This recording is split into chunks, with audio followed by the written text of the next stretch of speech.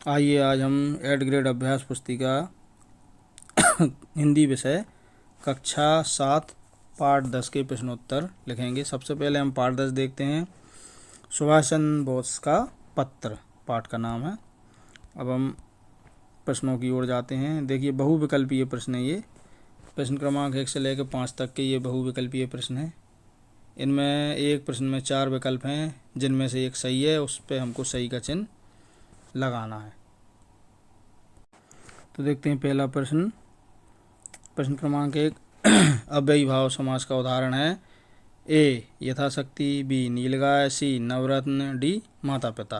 तो इसका सही उत्तर है ए यथाशक्ति। अगला है प्रश्न क्रमांक 2 सुभाष चंद्र बोस का पत्र किस स्वतंत्रता संग्राम सेनानी के संदर्भ में लिखा गया है। विकल्प ए लोकमान्य तिलक, बी केलकर, सी प्रफुल्ल राय, डी महात्मा गांधी। सही उत्तर है इसका ए लोकमान्य तिलक। ए वाले विकल्प पर सही का चिन्ह लगा लें। प्रश्न क्रमांक 3 मंडले जेल में लोकमान्य तिलक को सांत्वना देने का साधन था। ए व्यायाम, बी किताबें, डी सी भ्रमण, डी खेल। सही उत्तर है इसका बी किताबें।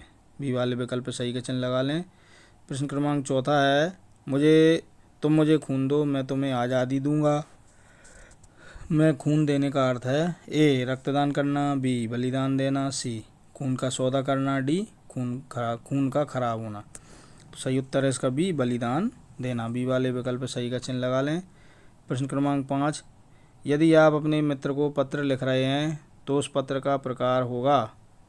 ए व्यापारिक पत्र, बी शासकीय पत्र, सी अनौपचारिक पत्र, डी औपचारिक पत्र। तो इसका सही उत्तर है सी अनौपचारिक पत्र।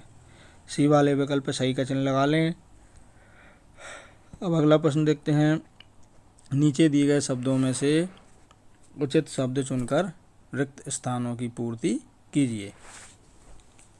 ये जो इसमें देखिए शब्द दिए हैं कोष्टक में, इन शब्दों का उपयोग करके हमें नीचे रिक्त स्थान भरना है। तो देखते हैं पहला छठा प्रश्न क्या है। सुभाष चंद्र बोस ने केलकर जी को मांडले सेंट्रल जेल बर्मा से पत्र लिखा था। इसमें छठे के रिक्त स्थान में मांडले सेंट्रल जेल बर्मा लिख लें।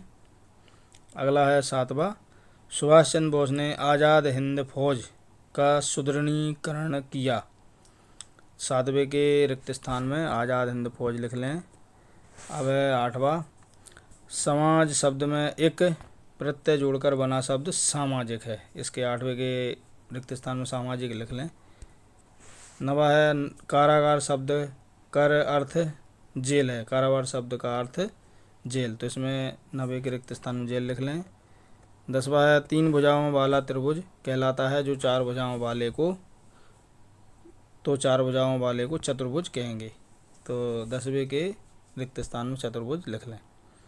अब है प्रश्न क्रमांक 11 आपको अपने पिता को पत्र लिखना है। पत्र का आरंभ आप किस प्रकार करेंगे।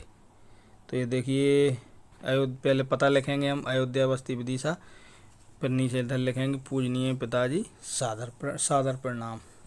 ऐसे हम प्रारंभ करेंगे पत्र को। अब अगला है 12वां सुभाष चंद्र बोस का नारा क्या था। उत्तर है जय हिंद, दिल्ली चलो, तुम मुझे खून दो मैं तुम्हें आज़ादी दूंगा। ये 3 नारे थे उनके।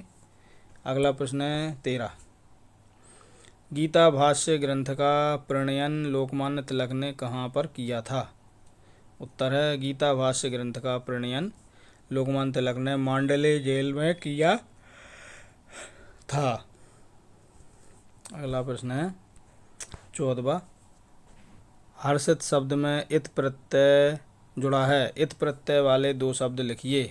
उत्तर 1 शुद्ध धन इति शुद्धित, 2 साक्षात्कार धन इत साक्षात्कारिक।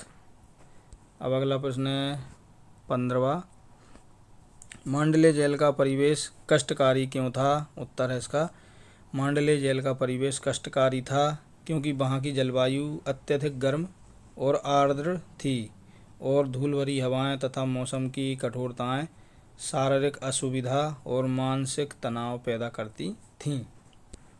अब अगला प्रश्न है 16वां तिलक के किन गुणों के आधार पर उन्हें विश्व के महापुरुषों में प्रथम पंक्ति में स्थान मिलना चाहिए।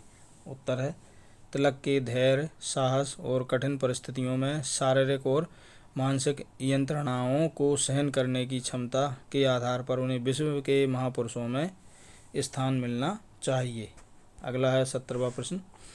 सुभाष चंद्र बोस ने नौजवानों की पीड़ा और लोकमान्य तिलक की पीड़ा में क्या अंतर पाया?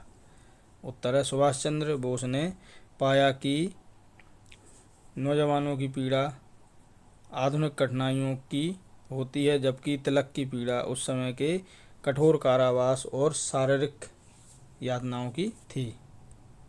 अगला है 18वां प्रश्न। लोकमान्य तिलक के जेल जीवन पर 4 वाक्य लिखिए। उत्तर है लोकमान्य तिलक ने मांडले जेल में कठिन परिस्थितियों में समय बिताया। वे अकेले और बिना साथी के रहे।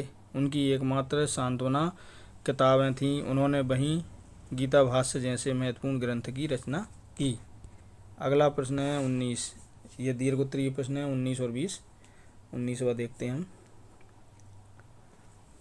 यदि आपको कुछ समय एकाकी जीवन व्यतीत करना पड़े तो आप उस समय का उपयोग कैसे करेंगे? उत्तर है यदि मुझे एकाकी जीवन व्यतीत करना पड़े तो मैं उसे समय का सदुपयोग आत्म मूल्यांकन, नई किताबें पढ़ने और लेखन में करूँगा। मैं ध्यान और योग के माध्यम से मानसिक शांति प्राप्त करने का प्रयास करूँगा। इस समय को आत्म विकास और नए कौशल सीखने के अवसर के रूप में देखूँगा। अब अगला प्रश्न है 20वां। माननीय प्रधानमंत्री जी को मन की बात में आप अपनी बात जुड़वाने के लिए एक पत्र लिखिए। उत्तर है आदरणीय प्रधानमंत्री जी, सादर नमस्कार। मैं आपके मन की बात कार्यक्रम के लिए सुझाव देना चाहता हूँ कि ग्रामीण क्षेत्रों में शिक्षा और स्वास्थ्य सुविधाओं को सुधारने के लिए विशेष योजनाएं लागू की जाएं। इससे देश का विकास होगा और नागरिकों की जीवन गुणवत्ता में सुधार होगा। सादर आपका नाम। यहाँ पर आपका नाम है तो यहाँ पे आप अपना नाम लिखें।